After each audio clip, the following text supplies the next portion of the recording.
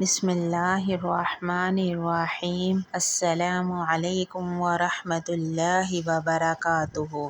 حضرت عبادہ بن صامت رضی اللہ تعالیٰ عنہ کہتے ہیں کہ نبی کریم صلی اللہ علیہ وسلم اس لیے باہر تشریف لائے تاکہ ہمیں شب قدر کی اطلاع فرما دیں، مگر دو مسلمانوں میں جھگڑا ہو رہا تھا۔ حضرت محمد صلی اللہ علیہ وسلم نے ارشاد فرمایا کہ میں اس لیے آیا تھا کہ تمہیں شب قدر کی خبر دوں، مگر فلاں فلاں شخصوں میں جھگڑا ہو رہا تھا کہ جس کی وجہ سے اس کی تعین اٹھا لی گئی۔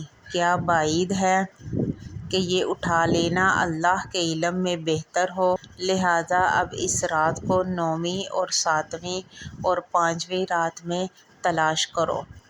رواہ البخاری شریف، حدیث نمبر 2023۔